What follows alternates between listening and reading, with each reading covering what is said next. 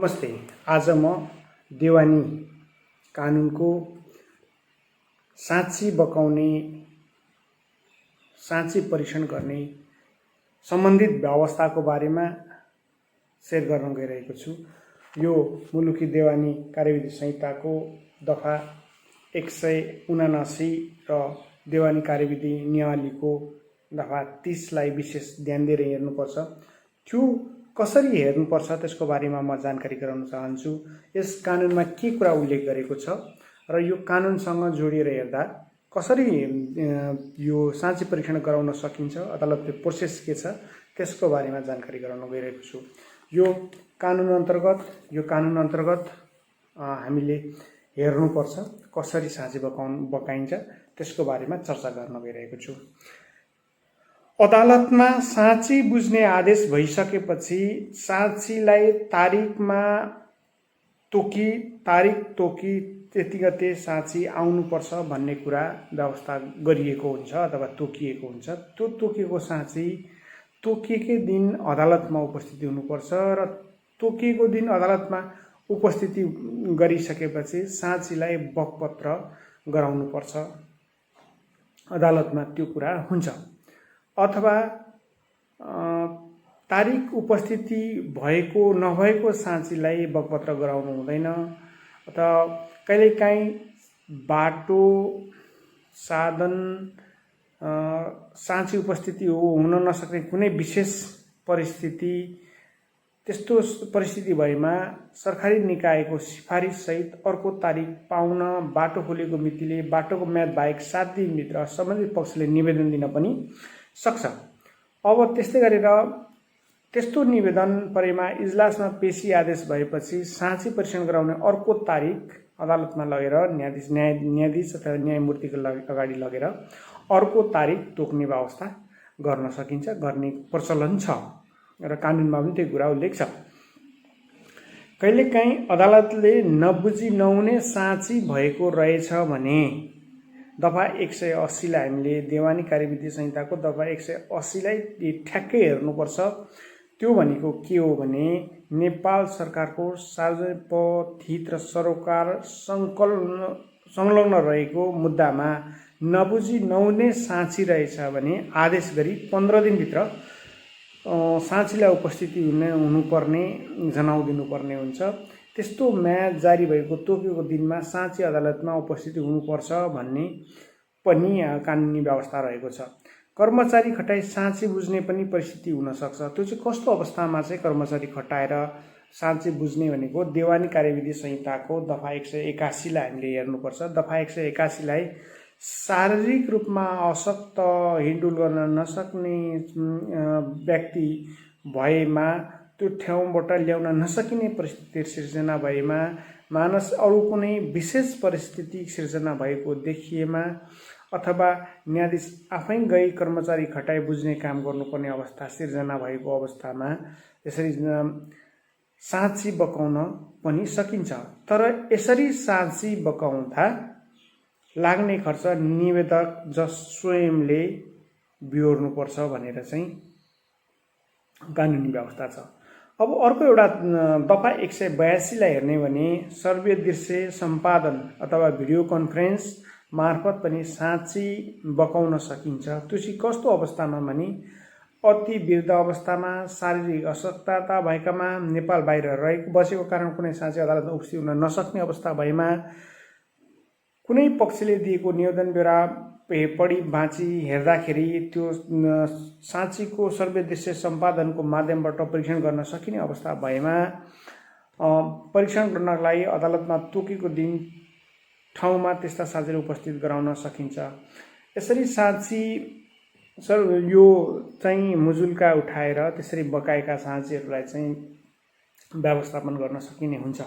तर यहाँनिर एउटा समस्या कहाँ आउन सक्छ भने साँची कस्तो ठाउँमा बसेर बकिरहेको छ, कुन ठाउँमा साँचीले बोकेको छ, उसलाई साँचीको उपस्थिति मात्रै होइन, साँचीलाई बकाउँदा थ्रेटेन छ छैन, स्वतन्त्र साँचीले बयान गर्नुपर्छ। जसरी अदालतमा स्वतन्त्र साँचीले बक्छन् त्यो किसिमको वातावरण बन्छ कि बन्दैन त्यो कुरा ख्याल गरिनुपर्छ। त्यो अवस्था बन्ने भयो भने जस्तै एउटा जिल्लाको भए अर्को जिल्लामा साँची बकाउन सकिने भयो, त्यो हुनसक्छ। अथवा कानुन व्यवसायको रोबरमा प्रहरी कार्यालय अथवा सरकारी अड्डाहरूमा अथवा राजदूतावासमा अथवा त्यस्तो कुनै ठाउँमा भए अथवा त्यसको स्वतन्त्र साँची बकेको चाहिँ प्रत्यावर्ती हुने ठाउँमा भए साँची सर्वदृश्यबाट साँची बकाउन सक्ने अवस्था हुन्छ। अथवा घरैमा साँचीले घरैबाट बकिरहेको छु भन्ने स्थिति बनेमा चाहिँ त्यो पनि गर्न सकिन्छ। अनि तोकिएकै दिनमा दफा 183 र दफा 186 लाई हामीले विशेष ध्यान दिनुपर्छ। साँची परीक्षण गर्दा तोकिएकै दिनमा गर्नुपर्छ। साँची परीक्षण गर्दा धेरैजना साँचीहरू रहेछन् भने समय अभाव भयो भने त्यो कुराको लागि भोलिपल्ट पनि साँची बकाउन सकिन्छ। अथवा साँचीको परीक्षण गर्दा साँचीले व्यक्त गरेको कुराको बकपत्र तयारी निजलाई सहीसाब गराई राख्नुपर्ने हुन्छ। अब साँची बकाउनुभन्दा पहिले सबभन्दा पहिले ओथ अथवा शपथ लिनुपर्छ। दफा 184 लाई हामीले ध्यान दिनुपर्छ। त्यो भनेको के हो भने साँचीले अदालतमा उपस्थित भई बकपत्र गर्दा सत्य कुरा व्यक्त गर्छु भनेर सो उद्घोष गरी न्यायाधीश समक्ष तोकिएको ढाँचामा शपथ लिनुपर्ने हुन्छ।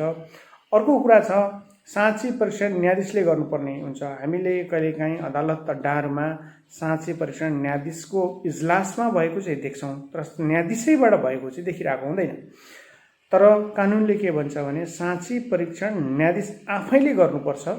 साँची परीक्षण गर्दा बकपत्र अभिलेख गर्दा न्यायाधीशले आवश्यक कर्मचारीको सहायता लिन सक्छन्। मतलब त्यो साँची बकपत्र गर्दाखेरि धेरै कुराहरू न्यायाधीशले न्यायालयमा काम गर्न पाइन्छ भन्ने बुझाइ हो। त्यसको अर्थ दफा 185 लाई हेर्ने हो। त्यो चाहिँ दफा 185 मा। तर त्यो अवस्था भएको कति ठाउँ पाइँदैन। हामीले जेन्युनली भन्नुपर्छ। साँची बकपत्र कर्मचारी न्यायाधीश नभएको फाँटमा इजलासमा नि भइरहेको हुन्छ, कर्मचारीले गरिरहेका हुन्छन्। त्यो साँची बकाउनु, साँचीले के भन्छ बकाउनु मात्रै होइन भन्छ। साँचीले विटनेस बकाउँदाखेरि साँचीको हाउभाउ, परिस्थिति, साँचीले गर्ने व्यक्त गर्ने अमूर्त कुराहरू पनि त्यसमा जोडिएका हुन्छन्। त्यसले न्याय सम्पादन गर्दा सजिलो हुन्छ भन्ने कुरा चाहिँ जोडिएको हुन्छ। तर कहिलेकाहीँ त्यो प्राविधिक कारणले, प्रशासनिक कर्मचारीको उसको कारणले, कार्यव्यस्तताको कारणले त्यो पनि हुनसक्छ। तर अदालतको इजलासभित्र भएपछि न्यायाधीशकै उपस्थिति भएको मान्नुपर्ने पनि हुन्छ। अब त्यसो गर्दा साँचीले बकपत्र गरेको कुरा प्रमाणित गर्ने काम गर्नुपर्छ र साँची बकपत्र गर्दा साँचीलाई सरकारी साँची सबै सरकारले साँची बक्नलाई पैसा दिएको हुन्छ, उहाँहरूलाई पैसा फेरि दिनुपर्छ। सरकारी साँचीलाई चाहिँ सरकारी वकिल मार्फत, प्रहरी मार्फत भत्ता, साँची बक्न आए बाबत भत्ताको व्यवस्था गरिदिएको छ। पक्षहरूको देवानी मुद्दाहरूमा चाहिँ पक्षहरूले आफै आफ्ना साँची लिएर आउने हुनाले पक्षको कुरा रहन्छ। तर साँची बकाउँदाखेरि, साँची बकपत्र गराउँदाखेरि अनुचित, असम्बद्ध, बेइज्जत गर्ने किसिमले जिस्क्याउने खालका अदालतको मानहानि किसिमले बकाउनु हुँदैन, बकपत्र गर्नु हुँदैन। साँचीको पक्षमा समावेश हुने कानुन व्यवसायमध्ये कसैले कसैको सहीसाब गर्न इन्कार गरेमा सोही ब्यौरा उल्लेख गरी साँची परीक्षण गर्ने न्यायाधीशले त्यस्तो कुरा प्रमाणित गरिदिनुपर्छ। अथवा कहिलेकाहीँ कानुन व्यवसायले यो म चाहिँ सिग्नेचर गर्दिनँ भनेर भन्नुभएको रहेछ भने त्यस्तो चाहिँ फल्ना वकिलले सिग्नेचर गर्नुभएको छैन भने प्रमाणित गरेर राखिदिनु पर्ने पनि हुन्छ। पक्षले पनि कहिलेकाहीँ म आफूले भन्न खोजेको कुरा चाहिँ लेखिएन भनेर प्रतिरोध गरेको रहेछ भने त्यसलाई त्यसरी नै प्रमाणित गरेर राख्नुपर्ने हुन्छ। त्यो दफा 188 मा चाहिँ हामीले अनि त्यसपछि प्रमाणित भएका कुरा कैफियत खुलाउनुपर्छ भनेको अर्थ साँची परीक्षण गर्दा सम्बन्धित साँचीले न्यायाधीशद्वारा सोधेको प्रश्नको जवाफ नदिएमा, दिन इन्कार गरेमा, जुन प्रश्नको जवाब खोजिएको सोको जवाफ नदिए, असम्बन्धित विषयमा जवाब दिएमा न्यायाधीशले सोको कैफियत प्रमाणित गरेर राख्नुपर्छ। कहिलेकाहीँ बन्द सवाल गर्ने कुरा हुन्छ 189 र देवानी कार्यविधि संहिता नियमावलीको 33 नम्बरलाई हेर्ने भने बन्द सवाल गर्नुपर्ने हुन्छ। असुरक्षाको कुरा, बन्द सवालमा त्यहाँ साँची उपस्थित भइसक्दाखेरिको आउने अप्ठ्यारा कुरा, च्यालेन्जेस रह्यो भने साँचीलाई डर पैदा हुने खालको अथवा त्यस्ता खालका क्वेसनहरूले अर्को व्यक्तिलाई असर पर्ने खालका बन्द सवालका क्वेसनहरू रहेछन् भने त्यसलाई बन्द सवाल त्यसरी पनि साँची बकपत्र गराउन सकिन्छ। अब पक्ष र वा साँचीको परिचय गोप्य राख्ने कुरा पनि हुन्छ। त्यो भनेको साँचीको नाम, थर, वतन, निजका बाबुआमाको हुलिया गोप्य राख्ने भनेको चाहिँ दफा 276 हामीले विशेष ध्यान दिनुपर्छ। दफा उनीहरूलाई डर, त्रास, भय उत्पन्न हुने खालको, जीव ज्यानको असुरक्षा हुने खालको, प्रतिकूल हुने खालको कुरा आएमा त्यस्तो अवस्थामा चाहिँ साँचीको हुलिया नाम, उसको नाम, थर, वतन, बाबुआमाको नाम गोप्य राख्ने पनि गर्न सकिन्छ। अनि कहिलेकाहीँ अरू भाषासँग जोडिएको रहेछ भने, अरू भाषासँगको कुरा आउँछ भने भाषा अनुवादक दफा 274लाई हेर्नुपर्छ। दफा 74मा चाहिँ त्यस्तो सहयोग लिँदा ट्रान्सलेटेड भइसके साँचीले भाषा ट्रान्सलेटर नै प्रयोग गर्नुपर्ने हुन्छ। तर त्यस्तो अवस्थामा कति अवस्थामा भाषा ट्रान्सलेटर नपाउने हुनसक्छ। त्यस्तो अवस्थामा चाहिँ सामान्य ट्रान्सलेटरहरू पनि प्रयोग गर्न सकिन्छ अथवा कुरा बुझेर गर्नुपर्ने हुन्छ। साँची बकाउनु भनेको मुद्दामा न्याय पार्न कसरी सकिन्छ भनेर हेर्नको लागि साँची बकाउने प्रक्रिया हुन्छ र साँची बकाउने प्रक्रिया छ।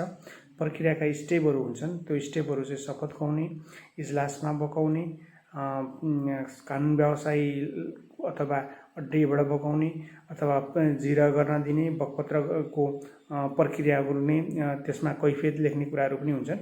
त्यस कारणले साँचीको मुख्य उद्देश्य न्यायमा राइट अथवा मुद्दाको सत्यता, मुद्दाको न्यायिक निरूपण गर्नलाई सजिलोको लागि र यो प्राकृतिक नियम एउटा मुद्दामा आउने प्राकृतिक नियम जस्टिस डेलिभरी, रुल अफ ल अथवा पक्षको कुराहरू सँगसँगै त्यहाँको इन्भाइरोमेन्टको कुरा समेत जोड्न पाइने हुनाले र न्याय पार्न सकिन्छ कि भन्ने आशयको थ्योरीको सिद्धान्तको मकसद चाहिँ साँची बकपत्र हुन्छ। साँचीले कहिलेकाहीँ मुद्दालाई इजी, कहिलेकाहीँ मुद्दालाई परिस्थिति अनुकूल र समय अनुकूल बनाइदिन पनि सक्ने हुन्छ र सत्य तथ्य पत्ता लगाउन सजिलो हुन्छ। त्यस कारणले साँची बकपत्र गराउने प्रचलन चलिआएको छ, चलिरहन्छ। कानुनमा त्यही कुरा व्यवस्था भएको छ। नमस्कार।